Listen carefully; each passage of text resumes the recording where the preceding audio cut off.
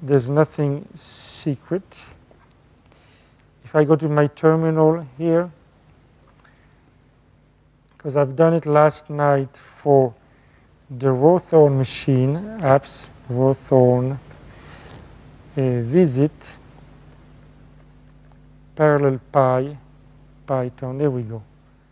I define here my arguments, sbatch, MPI run, 16 processors, 20 minutes, 45 gigabytes, 8 cores per socket, and I open my compute engine with the following arguments.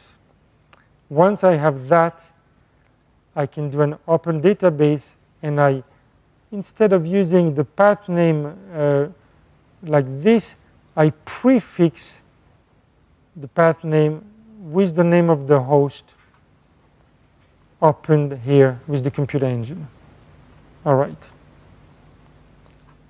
If you need to do this with your Python script, ask me via mail for the correct syntax, because that syntax is kind of hard to get right the first time.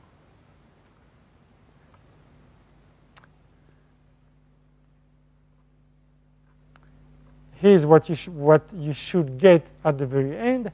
And by the way, we learned matplotlib yesterday. You can do exactly the same curve with matplotlib, with, good thing for me, with exactly the same number of lines of code.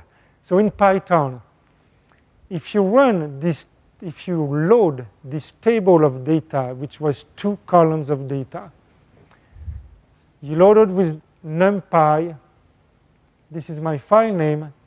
NumPy creates an array with 2 columns, and then you plot the first column against the second one, and you get the same display. So now we've gotten back, we've closed the circle. You see how we can use Python in all those different tools and applications, this being the final results.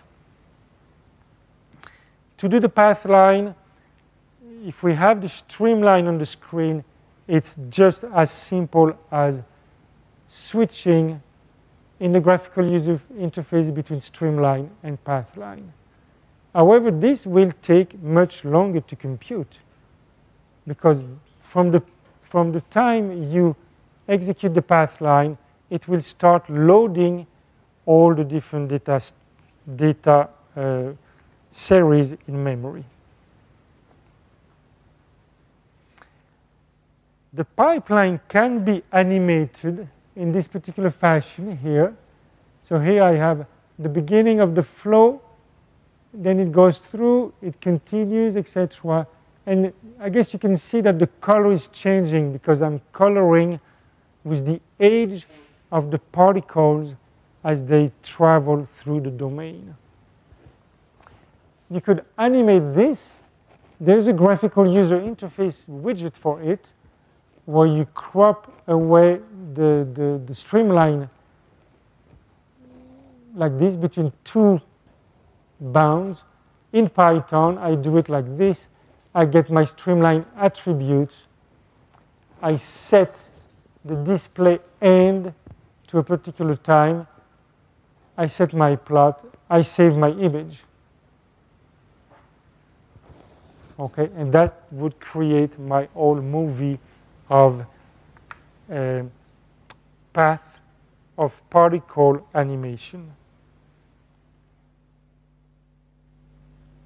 There is a review of the expression, and I will look at the very last one here, which is predefined when you load that particular data set.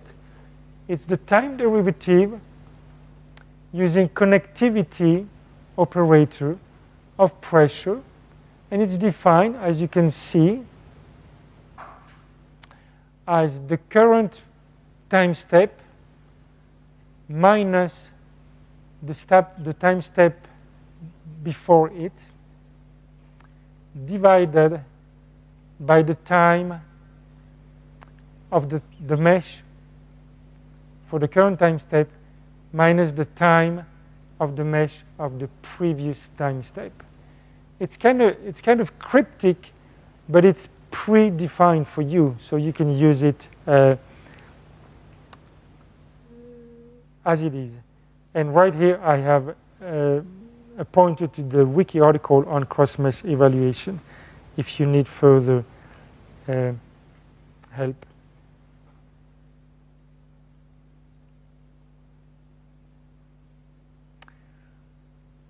For particle tracing, the advice is to get the Python script to run in batch mode, because the particle advection can take a very long time. And then once you have the final set of particles, you save this as a data set of just particles position, and you can animate that much quickly. So that would be the way to do this. This we've done ahead of time this morning so that we could connect to CSCS, to Icicle. So you've seen, we've practiced this. And I have no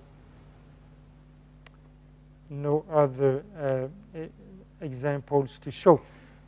Interactive versus batch. If we go to that particular directory, Icicle VisIt, I would like you to try this particular example. There is the Slurm. This is the Slurm example to send to SBatch, and it will execute this parallel run Python command. Let me control that this is ready to run, and Icicle VisIt.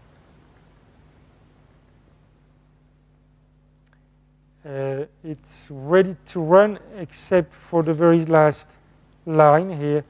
You need to add this reservation command. So what do we do here? Actually, this is an overkill, but I'm using 32 tasks, 4 nodes, and I run VisIt and this Python script. And if we look at the Python script, it does exactly this. Opens a database, define a scalar expression for the processor ID, and plot the processor ID. And there's nothing more to it. If I look at Scratch Icicle G Favre multi, there is the image that you should produce. It's that half-cylinder data set we've looked at. If I use 32 processors, just like in that case, on my color legend, I should have 32, 0 to 31 here. And you can see those different partitions, those different colors. This is how VisIt divided the data set. I've done one. I thought I did with a different number of processors, but no, they're the same. All right. So the script uses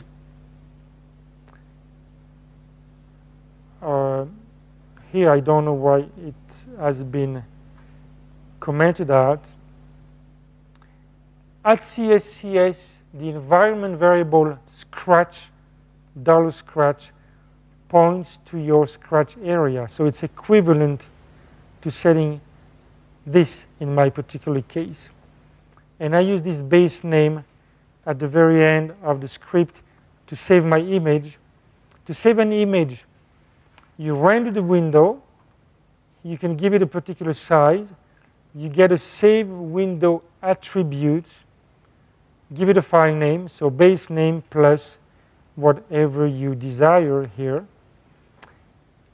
I give it the size of the resolution in the image which I want, and I say save window. All right. How to execute all this? I recommend copying those 2 files to your private directory. Before you do that, maybe we'll put this reservation keyword on already, and then execute it. So execute it with an sbatch parallel run sh. Remember to have the VisIt module already loaded. Presumably you do, because we've put it in your bash RC file.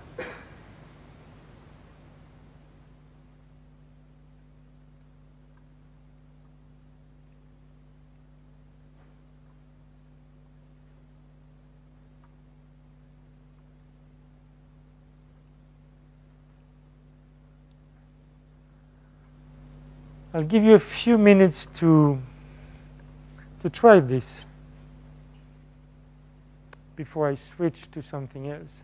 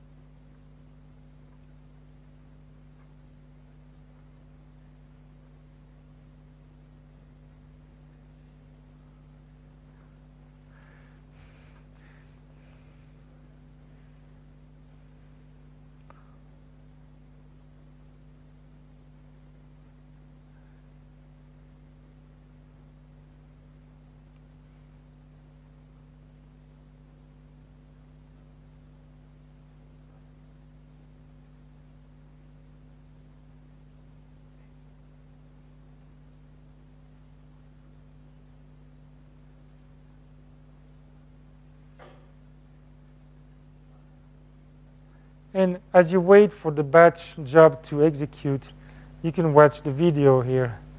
This would be the final output of the exercise. Let me rewind just to explain a couple of things on the video here. I'm showing here the mesh. And I'm changing the transparency. As you can see now, it's fading away a little bit at a time until it disappears. This is just to give context. I compute my path lines, and then I animate my path lines through time. So they are really the position of particles in time. If you notice carefully here, I'm putting some more expensive rendering which calculates the shadow of streamlines one with respect to each other. So I can clearly, this is a good example right here in this domain. We can clearly see what is in front of what. And then I continue animating through time. So this is something that took probably 20 minutes because there's a lot of computation taking place. And it doesn't matter, I send that through the queue. I save every image individually, and then I compose the image into a movie using some external tools. I find this much more convenient, although VisIt can also create a movie file for you. That option exists.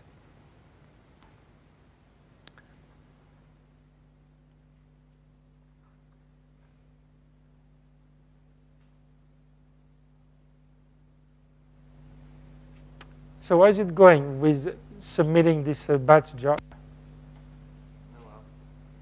Hello. Output.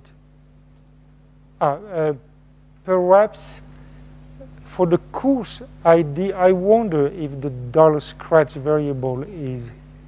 It exists? Okay. So then it should. There's no. Do you get a message, an error message from Slurm?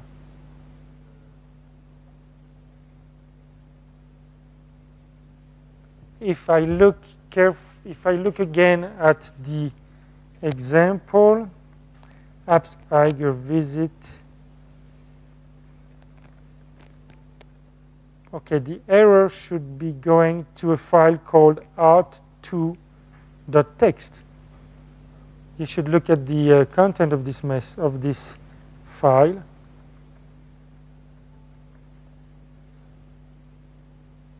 you should get something like this. This is the example. It shows that I have run using 32 processors, yes.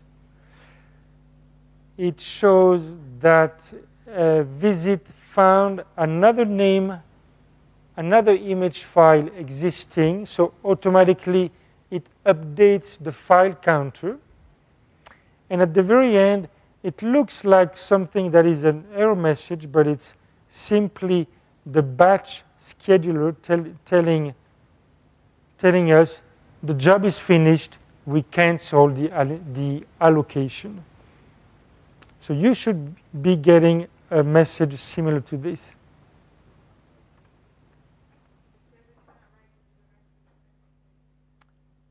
Okay, so somebody tells me the variable $scratch is available. Can you actually read that directory, scratch, Icicle / course, whatever the name? Can you? Otherwise, just tell it to write into your home directory or something you are sure.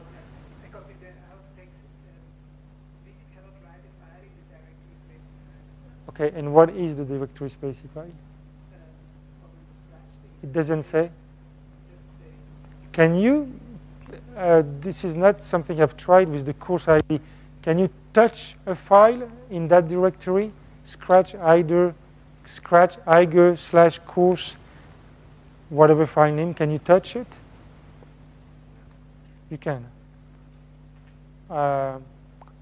Okay, then I would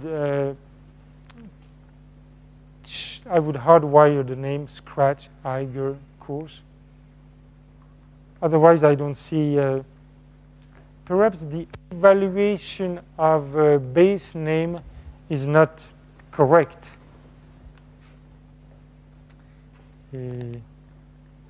Parallel run, parallel pi.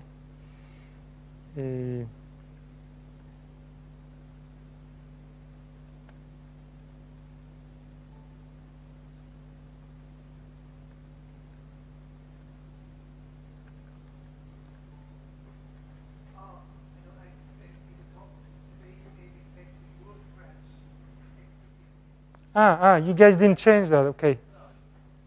Okay. You did, and it still doesn't work.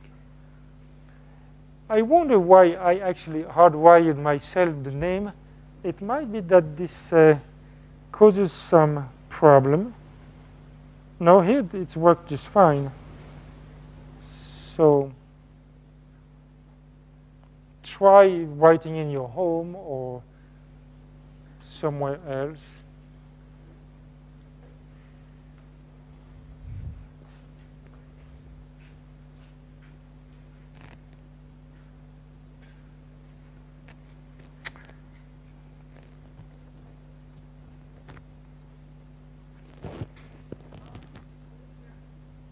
It works writing in your home?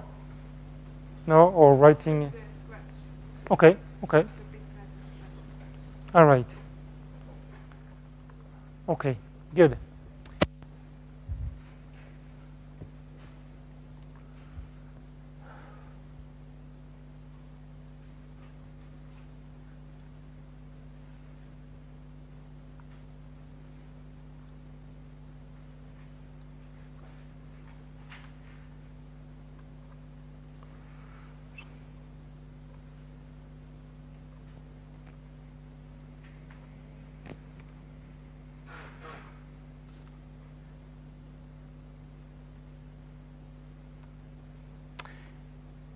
Is anyone having trouble running this batch anymore? Or you all, did you get a picture made? Yeah, that's what it should be. No, that example is the half cylinder. And it's interesting, it can be a good exercise to rerun this several times, give it one task, then give it 3 tasks, then give it 7 tasks, whatever numbers. And you will see how the decomposition of the domain is done differently. Now, there's a limit to this.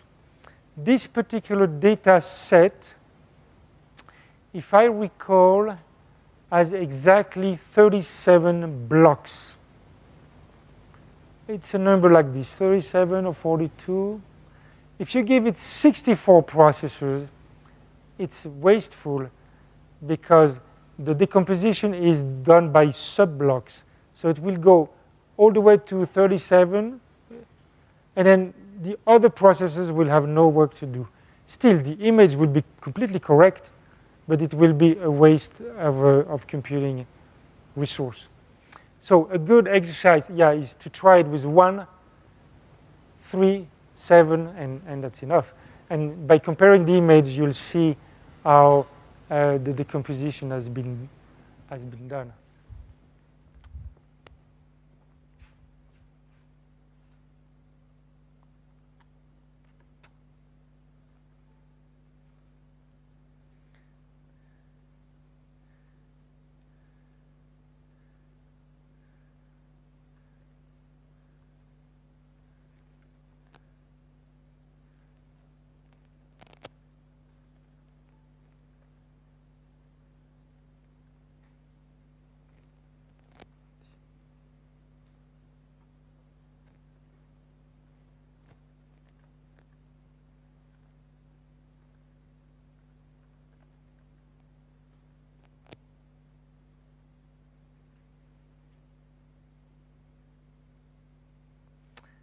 There is the result that I've just given you as an exercise.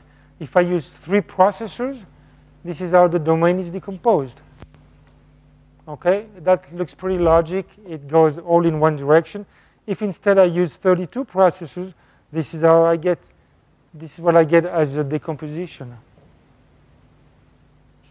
Okay? Yeah? If I count here, I see like 4 sectors. Yes. Yes.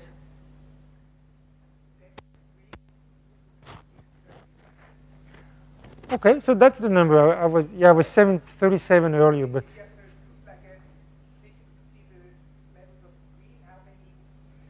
yeah, you're right. The color indexing here makes it difficult. I believe it's exactly symmetrical, just like you said. So 4 sectors times 3. Wait a second. 4 times 3 times 3. So that's 4 times 9, 36. Yeah, it's exactly 36 blocks. Yes, but the 36, 32 processes. Yeah. So one processor must use more than. Yes. Yes. Exactly. I don't see it here.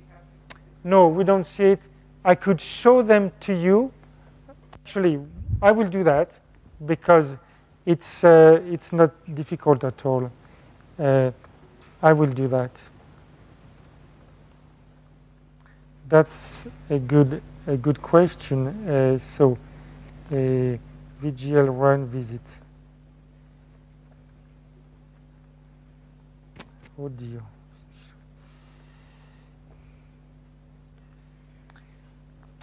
This is one aspect which I have not demonstrated at all in VisIt, so it's a quick test. I'll type Icicle, and I will go to this. I will select multi-3D. How many processors do we want? 32? All right, 32. 4 nodes. Okay. Oh, good. It looks like. I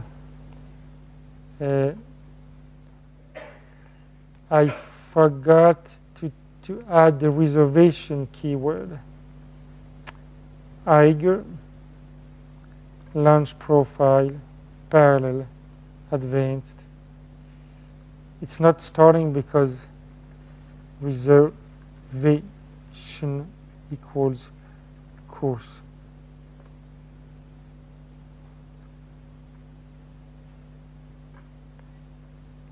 Apply, dismiss, save, cancel, reopen 32.4. OK. Add processor proc ID draw. All right. Here's my cylinder. And the compute engine, I'm showing you that I have 32 processors allocated on 4 nodes. Everything is good here so far. There's this particular icon here, which I have not presented today. This is a subset icon, and you can also access the subset menu over here. And at this point, I have the possibility to select things by domain. If I do, for example, reverse, so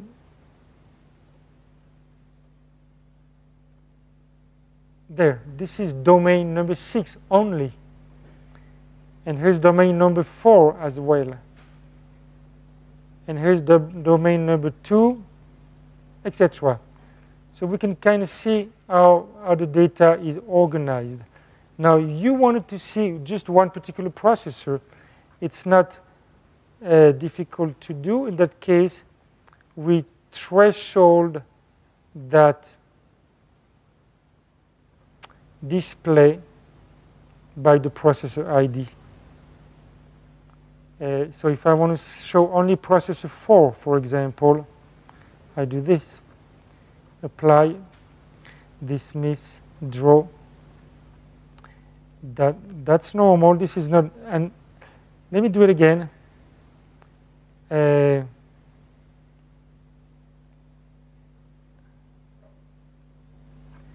Threshold. I was too fast. Threshold. 4 and 4. Apply. When I said draw, it gives me a warning. The pseudo-color plot yielded no data. There's no data. This is not an error. It's because at this current moment in time, I only have those particular domains selected. So it turns this is telling me that domain 2, 4, and 6 are not assigned to processor number 4. If I wanted, I could say on all sets, assign the domains. And this would show us exactly processor 4. Okay. And then I could go on like this, and I could show processor 31, etc. And this is processor 31. There.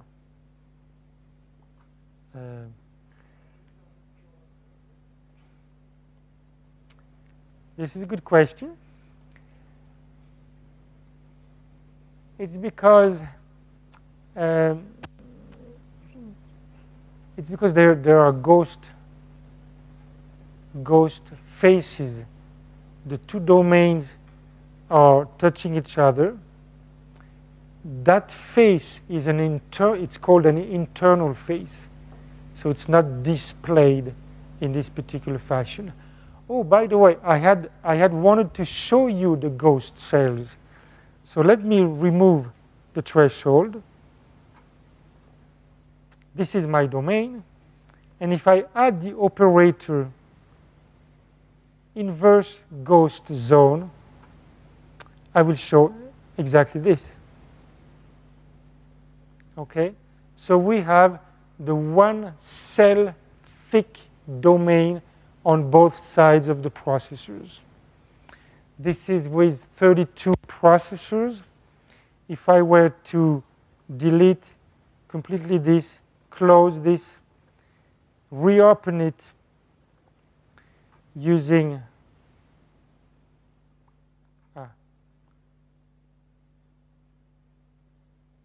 close.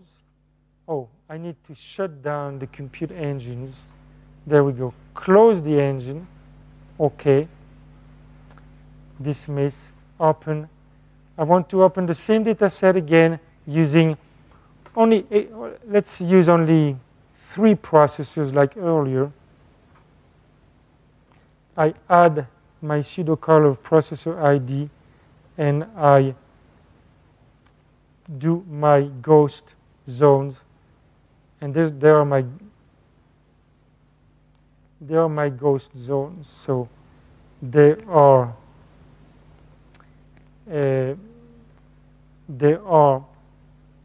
one cell thick again across the bounding boxes and across the boundaries between processors, and also across the boundaries between blocks, between sub-blocks which are assigned to the same processor. This is why when we had just this particular box printed, we could not see this particular face here because it was removed as a ghost face.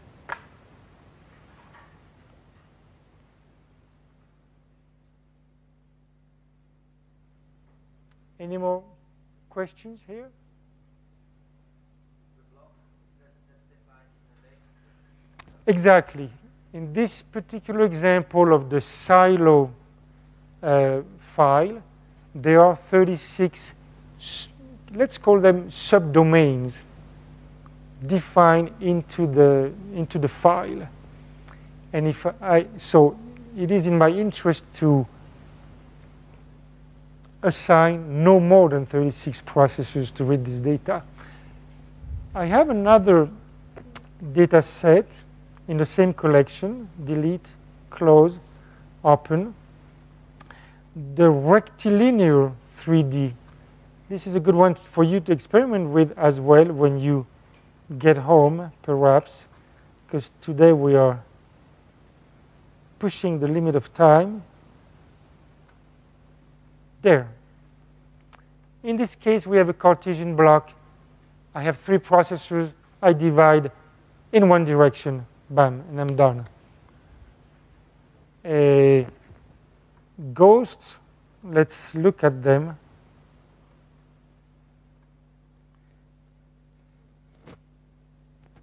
There are none. So here's why. This is because there is a single domain in the file. VisIt is able to split the domain across processors, but it does not create ghost zones until strictly necessary. When would it be strictly necessary? If I ask for the computation of a gradient, for example. In that case, it would need. Otherwise, it's just extra work. It's extra work that VisIt is not ready to do. So this is perfectly fine here as an example. If I close now this compute engine, okay. It's interesting that it doesn't close the plot. I reopen it. Let's use 8. 8 is a good name, is a good number. Plot, proc ID, draw.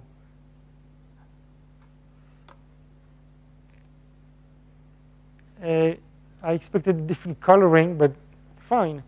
What does it do here? It shows that the domain splitting is done in a linear fashion, across the y-axis, then across the y, then across the z direction. Okay, it's just one particular way of doing domain decomposition. All right. I will take a parenthesis to show you some examples which yesterday I couldn't show because of the numerous connection problems we had. and then we'll take a small break.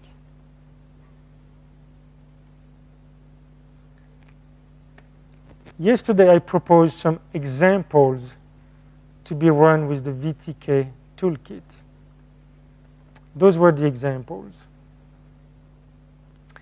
The charts example, I think, worked quite well. Oh, I forgot if I had even time to show them. But the more interesting ones, from my point of view, are these particular ones called examples something. Let's look at the first one, cone. And let's cross my fingers here that it will actually do what is intended. Hello.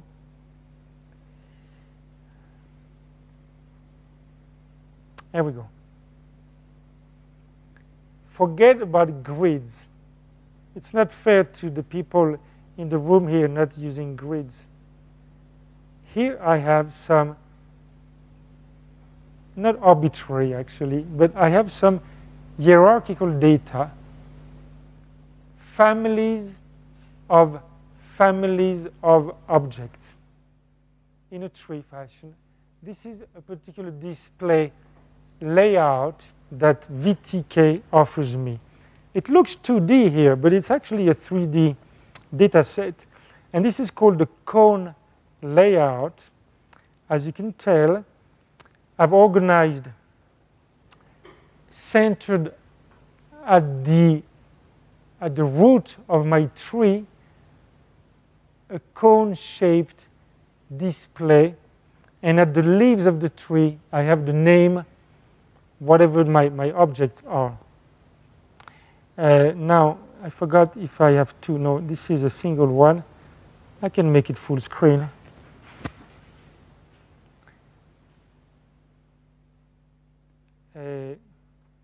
Oh, this is the selection.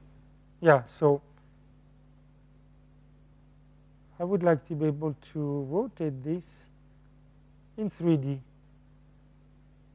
It's kind of slow, but I don't know who to blame because of this, for this slowness.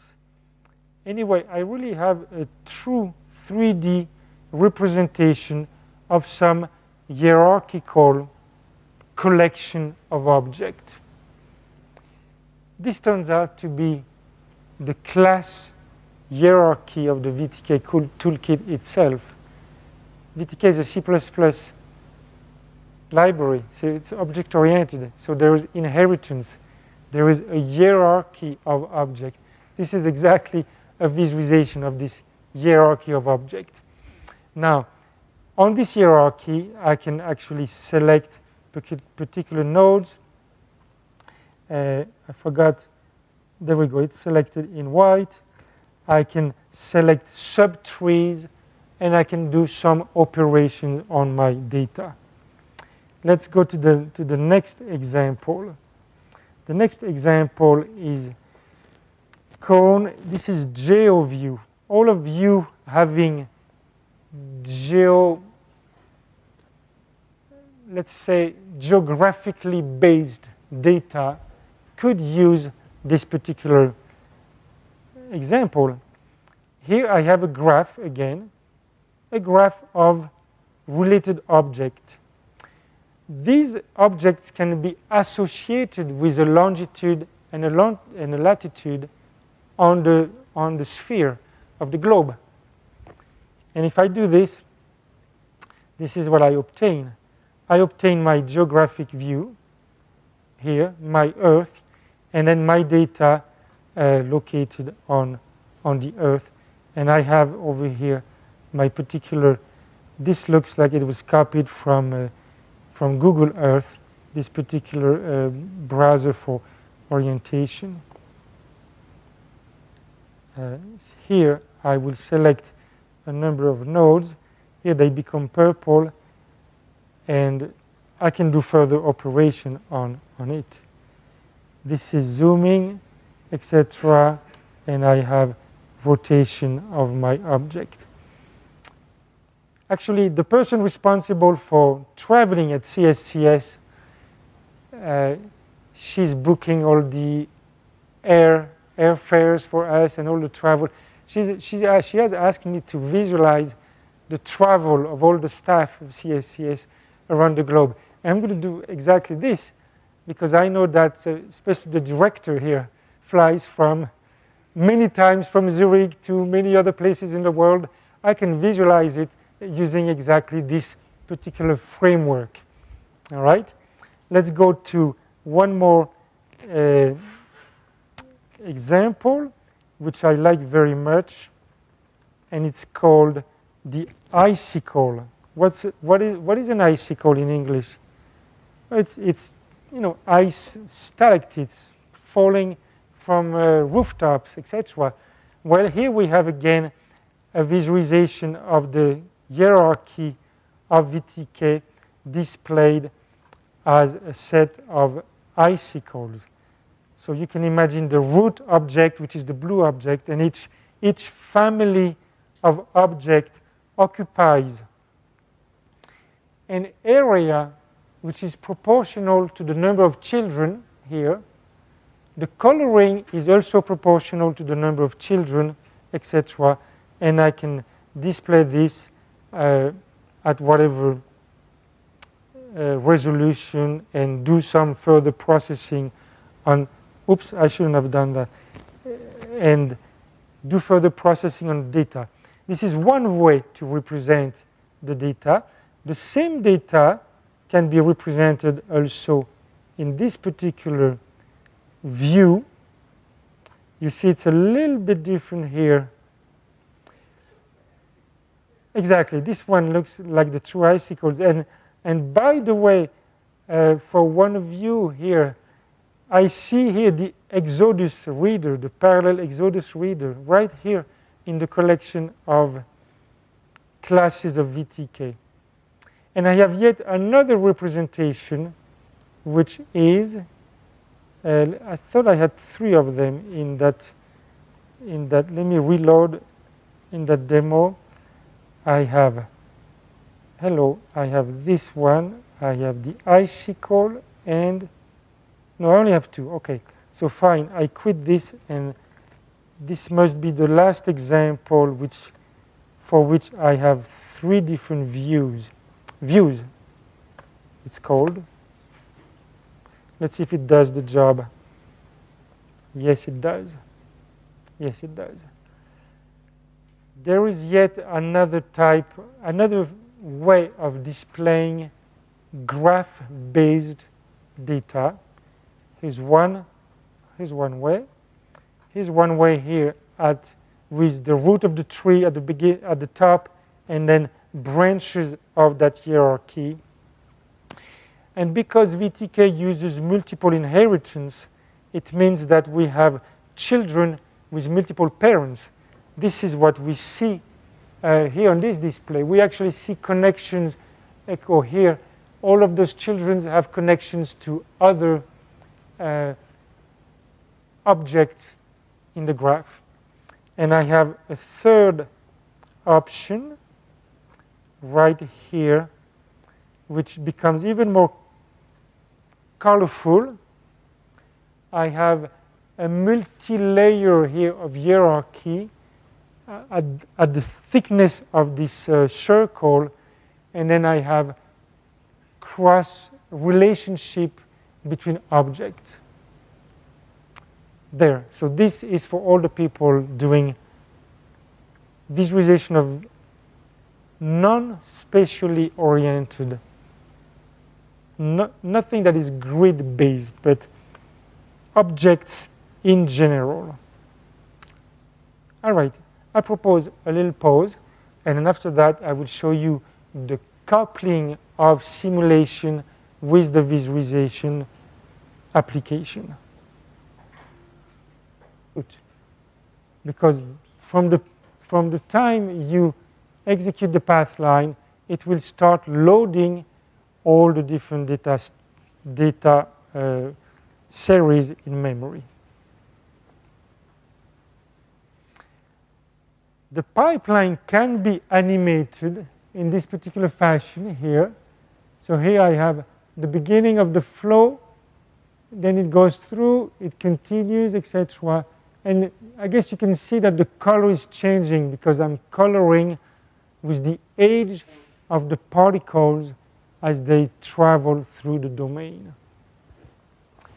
You could animate this. There's a graphical user interface widget for it, where you crop away the streamline like this between two bounds. In Python, I do it like this. I get my streamline attributes. I set the display end to a particular time. I set my plot. I save my image.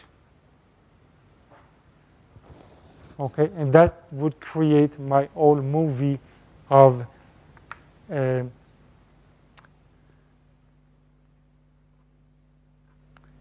here's what you should get at the very end. And by the way, we learned matplotlib yesterday. You can do exactly the same curve with matplotlib, with, good thing for me, with exactly the same number of lines of code. So in Python, if you run this, if you load this table of data, which was 2 columns of data, you load it with numpy. This is my file name. NumPy creates an array with 2 columns, and then you plot the first column against the second one, and you get the same display. So now we've gotten back, we've closed the circle.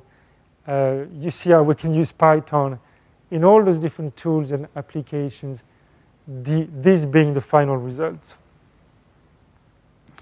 To do the Pathline, if we have the streamline on the screen, it's just as simple as switching in the graphical user interface between streamline and Pathline.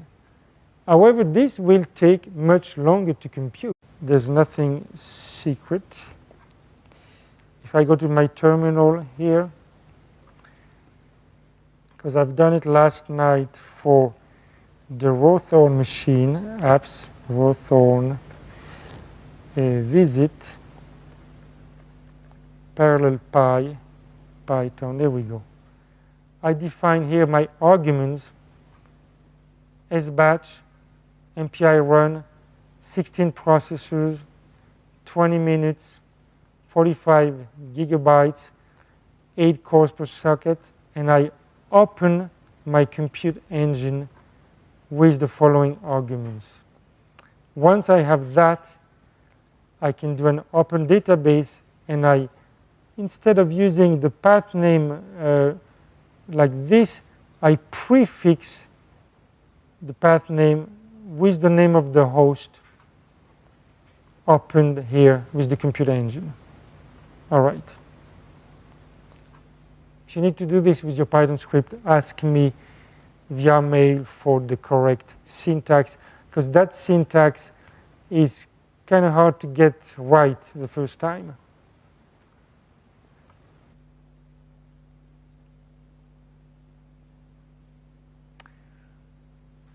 For particle tracing, the advice is to get the Python script to run in batch mode, because the particle advection can take a very long time. And then once you have the final set of particles, you save this as a data set of just particles position, and you can animate that much quickly. So that would be the way to do this. This we've done ahead of time this morning so that we could connect to CSCS, to Icicle. So you've seen, we've practiced this. And I have no other examples to show. Interactive versus batch. If we go to that particular directory, Icicle VisIt, I would like you to try this particular example. There is the Slurm. This is the Slurm example to send to sbatch, and it will execute this parallel run Python. path of particle animation. There is a review of the expression, and I will look at the very last one here, which is predefined when you load that particular data set. It's the time derivative using connectivity operator of pressure, and it's defined, as you can see, as the current time step minus the time step before it, divided by the time of the mesh for the current time step minus the time of the mesh of the previous time step.